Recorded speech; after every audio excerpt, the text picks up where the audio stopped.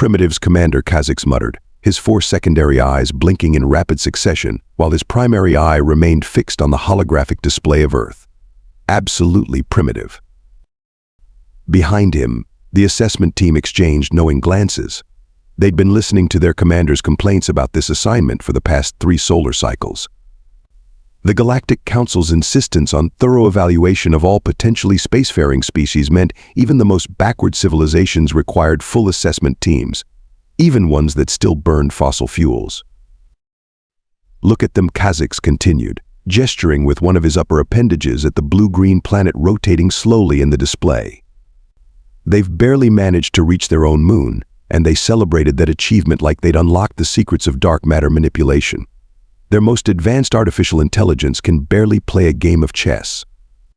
Security Chief Nix cleared her throat, a sound like crystal chimes in the ship's command center. Commander, if I may, our preliminary scans indicate their military capabilities are interesting.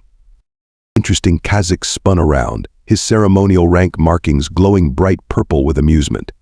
They're still using projectile weapons, pieces of metal propelled by controlled explosions. It's practically Stone Age technology. Observer Pax 12 stepped forward, their environmental suit humming softly as they approached the holographic display. With respect, Commander, that's not entirely accurate. Their projectile weapons have achieved remarkable velocity and precision, and their tactical implementations are creative. Creative, Kazzix laughed, a sound like bubbling mercury. Next, you'll tell me their nuclear capabilities are concerning. They've barely managed to split atoms, and half their species is terrified of the technology. The assessment team maintained a respectful silence. They'd all studied the briefing materials.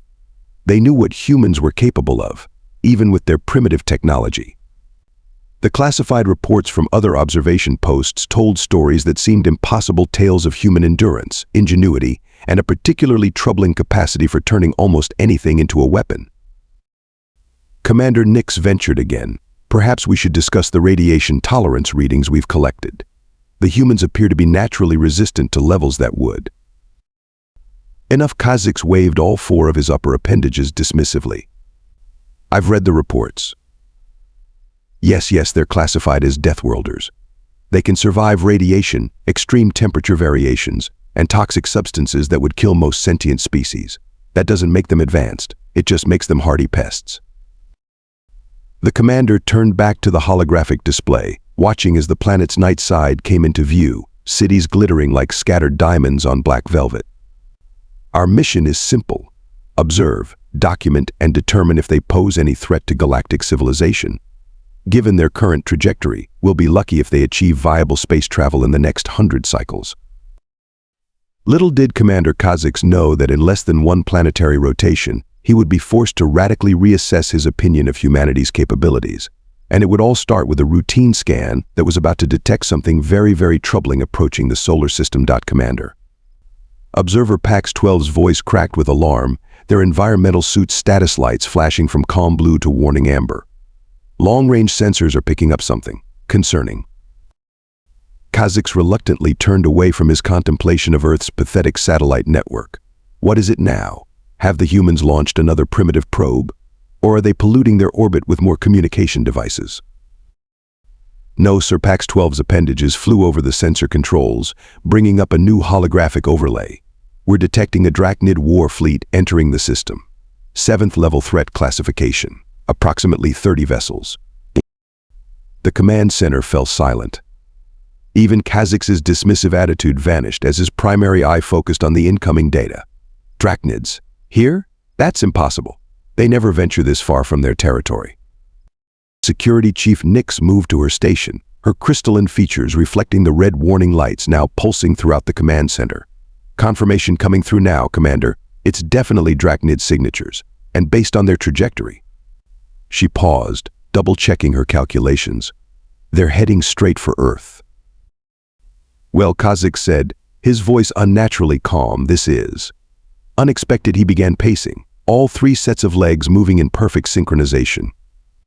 The humans have no planetary defense systems, no space-based weapons platforms, no early warning capabilities worth mentioning. They're completely vulnerable. Sir Nix interjected, Galactic Council First Contact Protocol, Section 7, Paragraph 12 clearly states that if a pre-spacefaring civilization is threatened by an external force, we are obligated to. I know the protocol's Kazzix snapped, his rank markings flashing an agitated orange. But think about this logically. The humans aren't ready for contact. They'd panic.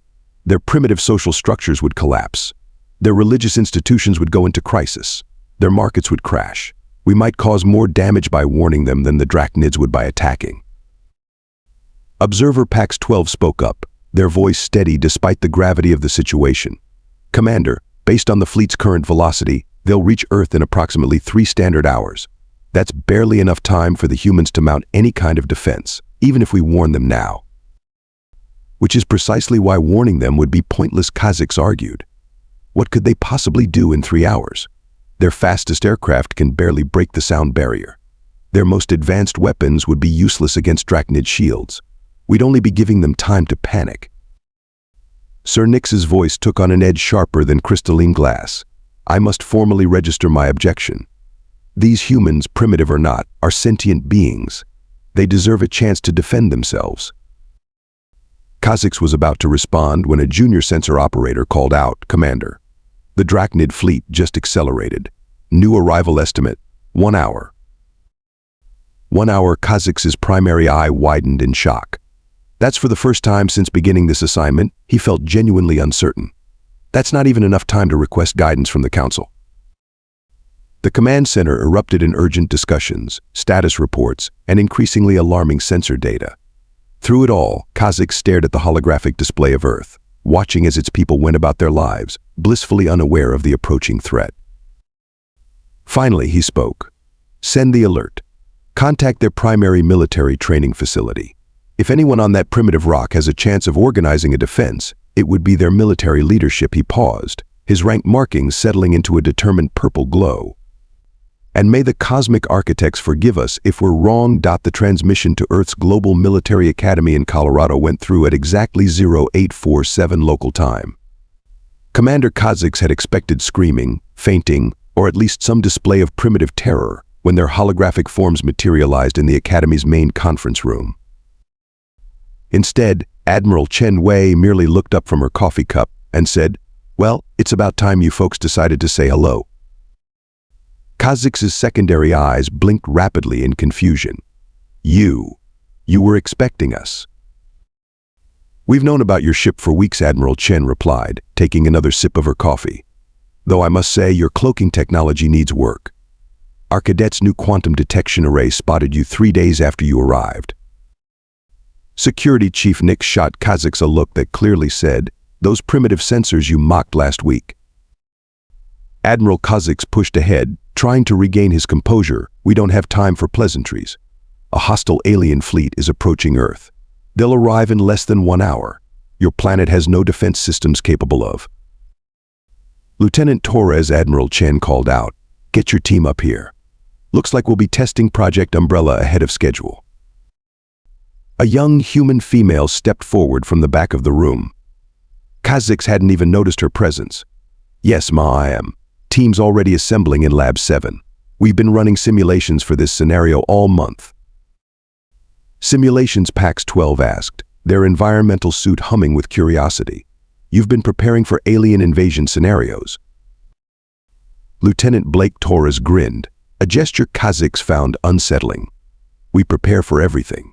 Aliens, zombies, giant monsters, you name it. The crazy scenarios make for excellent problem-solving exercises. But you have no space-based weapons, Kazzix protested. No shield technology, no defense against their energy weapons. Dr. Rena Phoenix, the Academy's defense specialist, stepped into view, carrying what appeared to be a primitive tablet computer.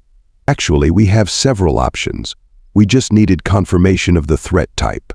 Now that we know we're dealing with Draknids, we can calibrate our response appropriately. You know about the Draknids? Nix asked, her crystalline form shimmering with surprise. Of course, Admiral Chen smiled.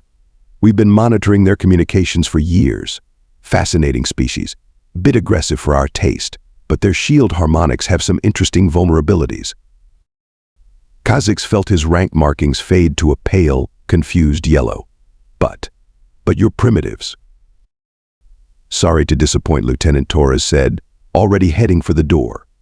Now, if you'll excuse us, we have a planetary defense system to deploy. Admiral, permission to execute Operation Thunderstrike. Granted. You have 1 hour, Lieutenant. Make it count. As the humans burst into action around them, Kazzix turned to his team. Did anyone else know they could understand our encryption protocols? Nix's crystalline form sparkled with what might have been amusement. Perhaps, Commander, we should reevaluate our definition of primitive. Laboratory 7 of the Global Military Academy buzzed with activity as Commander Kazzix and his team followed Lieutenant Torres through a maze of what appeared to be half-finished projects and experimental equipment. The room pulsed with energy that made their scanning equipment fluctuate wildly. Status update, Lieutenant Torres called out to a group of cadets huddled around a massive holographic display. Talk to me, people. Draknid fleet maintaining approach vector. A cadet named Rodriguez answered, his fingers dancing across 3 keyboards simultaneously. 52 minutes until they enter weapons range.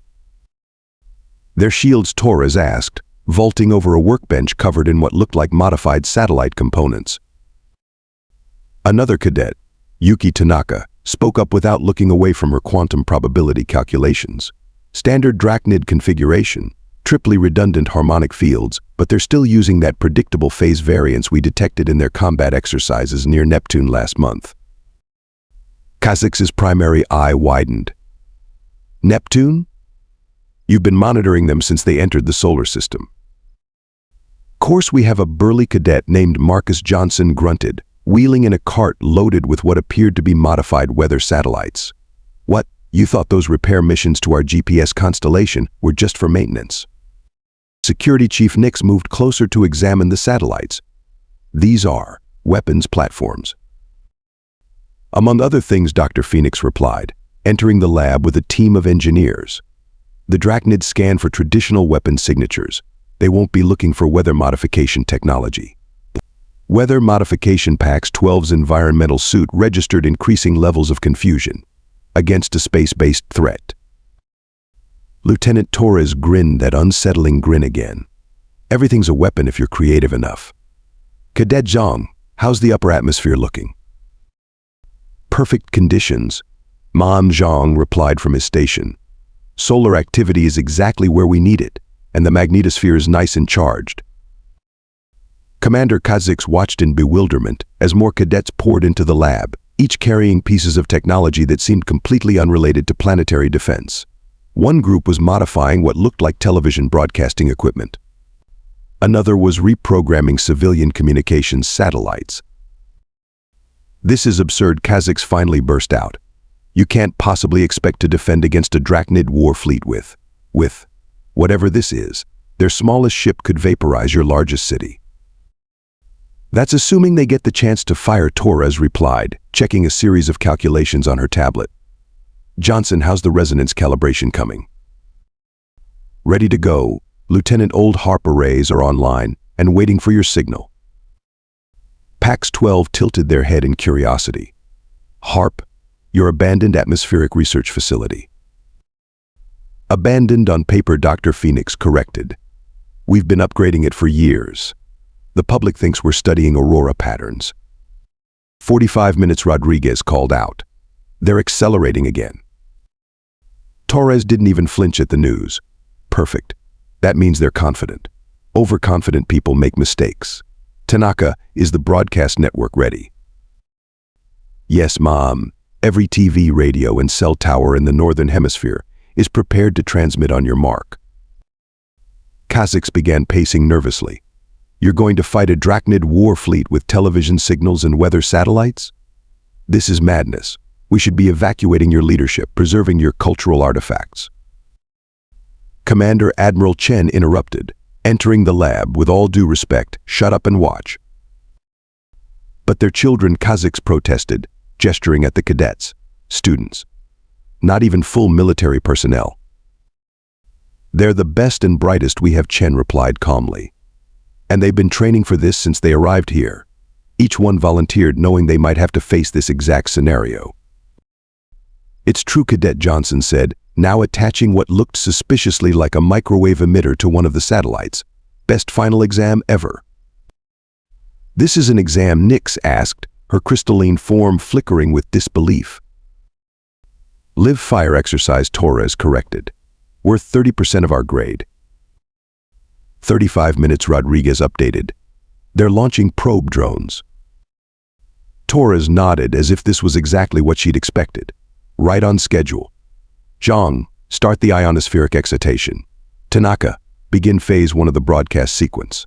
"Johnson, power up the resonators."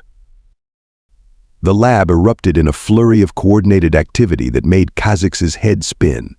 These humans, these supposedly primitive humans, moved with the precision of a veteran Galactic Fleet crew. Each cadet knew their role, anticipated their teammates' needs, and worked with a confidence that seemed completely at odds with the insanity of their plan. 28 minutes, Rodriguez announced. "Draknid fleet is launching their second wave of probes." "Let them come," Torres said, her eyes gleaming with determination. "Everything's proceeding exactly as planned." From his position near the lab's main control station, Commander Kazzix watched in fascination as the humans executed their defense plan with terrifying efficiency. His previous dismissal of their capabilities was rapidly transforming into something approaching awe. "John, ionospheric readings," Lieutenant Torres called out, her hands flying over a complex control interface. "Plasma density reaching critical levels, ma-am. Upper atmosphere is becoming seriously spicy." Spicy Pax 12 questioned, their environmental suits translation matrix struggling with the colloquialism. "Energized," Dr. Phoenix explained, monitoring a series of rapidly changing equations. "We're turning Earth's ionosphere into a weapon." Cadet Rodriguez suddenly announced, "Draknid probes hitting the outer atmosphere now. 23 minutes until main fleet arrival." "Show me their probe trajectories," Torres commanded. The main holographic display shifted, showing dozens of red dots entering Earth's upper atmosphere. The dots began flickering almost immediately. "What's happening to their probe?" Security Chief Nix asked, her crystalline form reflecting the chaos of data streams surrounding them.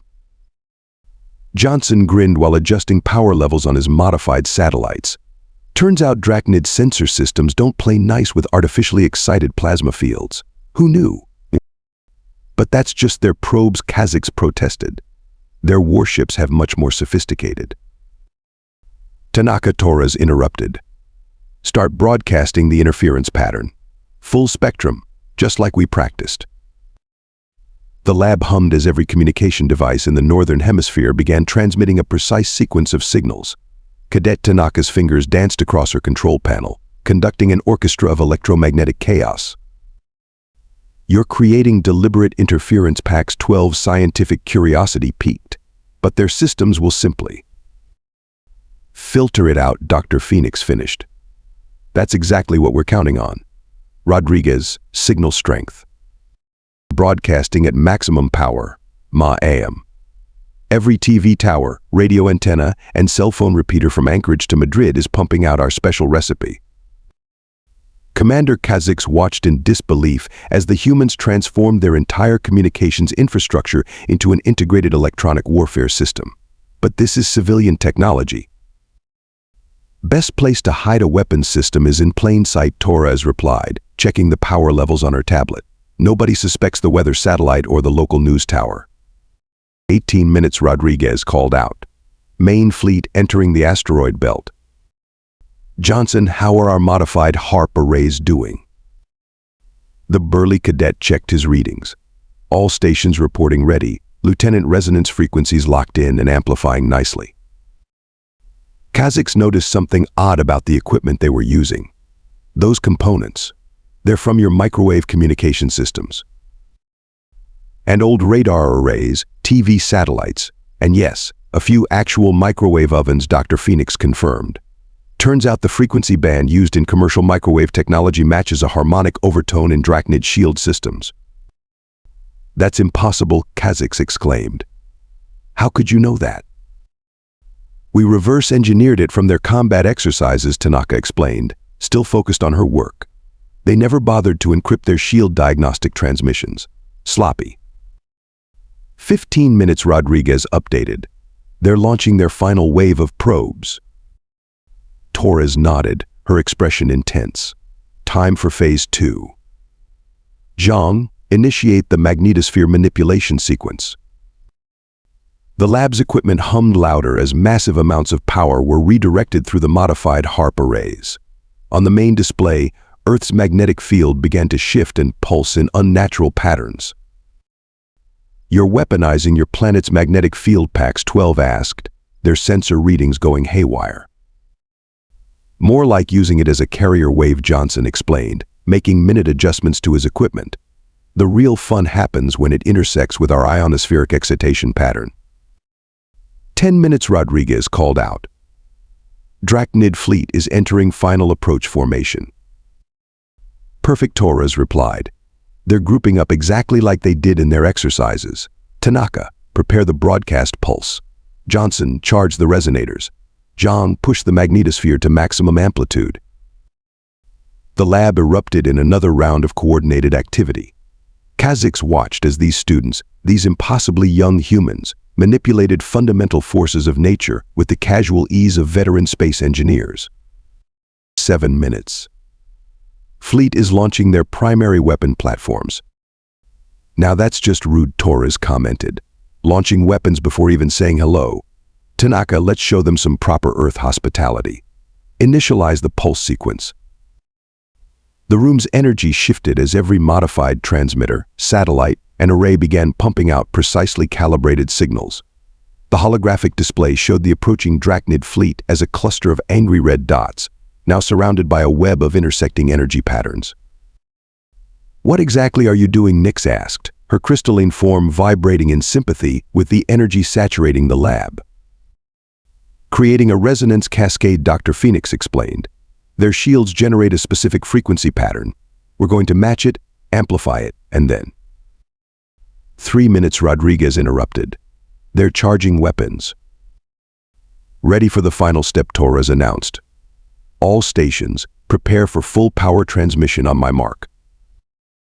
Kazzix watched in amazement as these primitive humans prepared to engage a Draknid war fleet using repurposed civilian technology, modified weather equipment, and what appeared to be several dozen rebuilt microwave transmitters. 2 minutes. "Their weapon systems are hot." Torres stood at her control station, her posture radiating confidence. "All right, everyone, remember your training. We've got one shot at this. Let's show these Draknids why you don't mess with a planet full of engineers." The countdown continued as the humans made their final preparations. Kazzix realized he was about to witness either the most brilliant defense strategy he'd ever seen or the fastest planetary conquest in galactic history. Somehow, watching these determined young faces, he was betting on the former. 1 minute to contact.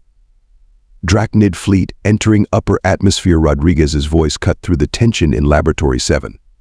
30 seconds to optimal firing range. Lieutenant Torres stood perfectly still, her eyes fixed on the holographic display showing 30 Draknid warships descending through Earth's outer atmosphere. "Wait for it." Commander Kazzix's rank markings pulsed with anxiety. "They're charging their main weapons. You need to." 20 seconds, Rodriguez called out. "All stations," Torres commanded. "Final power check." "HARP arrays at maximum capacity," Zhang confirmed. "Broadcast network ready," Tanaka reported. "Resonators charged and locked," Johnson added. 10 seconds. Security Chief Nix's crystalline form flickered rapidly. "Their weapon signatures are reaching critical levels." 5 seconds. 4. 3. 2. Now Torres shouted, "Execute Operation Thunderstrike." The lab erupted in synchronized chaos.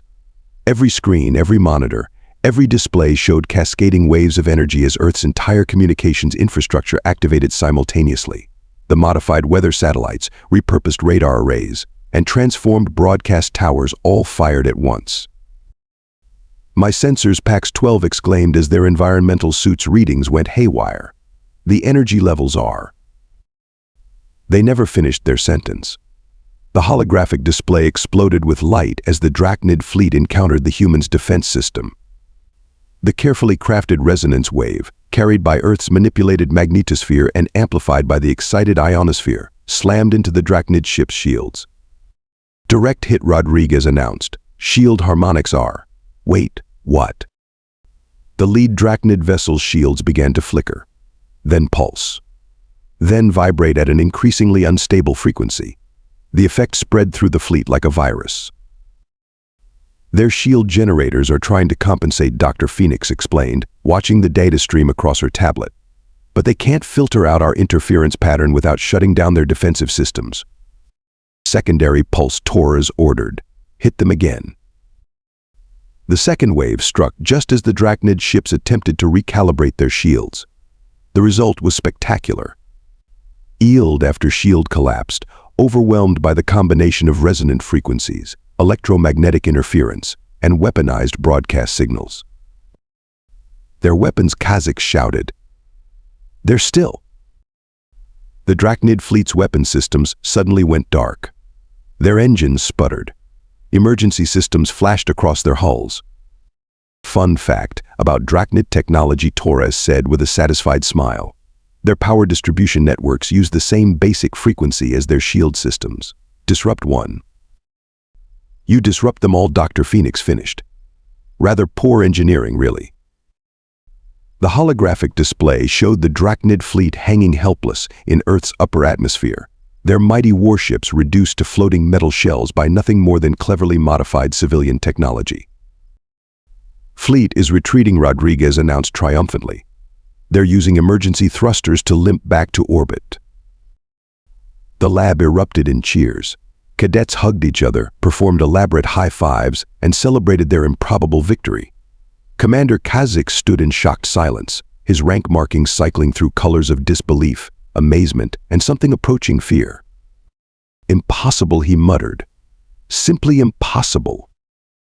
Admiral Chen stepped forward, coffee cup still in hand. No, Commander. Not impossible, just human ingenuity at its finest, she turned to Lieutenant Torres. Excellent work, Lieutenant. Though next time, try to give us more than an hour's notice. Torres saluted smartly. Yes, Ma, I am. Though I have to say, the time constraint really helped focus our creativity. As the celebration continued around them, Security Chief Nix approached Kazzix. Commander, I believe we need to update our assessment of Earth's technological capabilities. Kazzix watched as the cadets began powering down their improvised defense system, already discussing improvements for next time. Yes, he agreed quietly. And perhaps add a warning note about their creativity. A very strong warning note. Back aboard the command ship, Commander Kazzix sat in his private quarters, staring at the report he needed to send to the Galactic Council. His rank markings had settled into a thoughtful shade of blue as he dictated. Assessment Update Priority 1. Earth classification status requires immediate revision. Previous designation as pre-spacefaring primitive species proves dangerously inaccurate. Security Chief Nix and Observer Pax-12 sat across from him, adding their own observations to the report.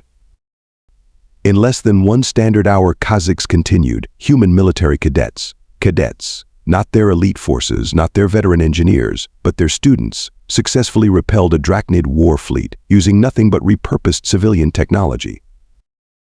Don't forget about the microwave ovens, Pax-12 added helpfully, their environmental suit humming with what sounded suspiciously like amusement. Yes, thank you, Kazzix sighed. The humans demonstrated an unprecedented ability to weaponize common household appliances. The Council should note that this makes threat assessment particularly challenging, as literally anything on their planet could be a potential defense system. Including their entertainment broadcasts, Nix chimed in, her crystalline form sparkling. I've reviewed their historical records. Apparently they've been inadvertently broadcasting combat tactics through something called science fiction shows for over a century. Kazzix's primary eye twitched. Addendum to report human entertainment media may contain encrypted military strategies. Exercise extreme caution. Should we mention how they've been monitoring our ships without our knowledge, Pax-12 asked. And the fact that they understood our encryption protocols, Nix added.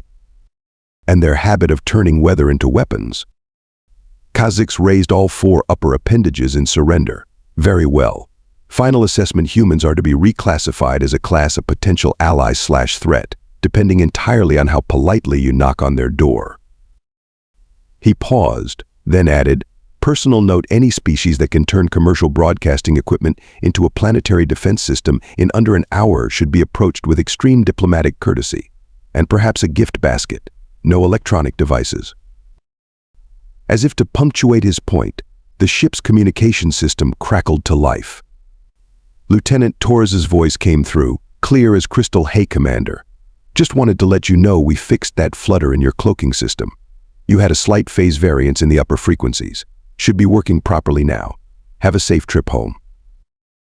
Kazzix stared at the speaker for a long moment, then turned to his team. Final note to report: the humans are not, I repeat, not primitive. They are simply differently advanced. And they are watching. They are always watching. Usually while drinking something called coffee and grinning in that disturbing way of theirs. End report, Nix suggested gently. End report, Kazzix agreed. And plot a course home. I need a drink. Something strong enough to make me forget I almost dismissed a species that weaponized their entire planet's communication network over their lunch break.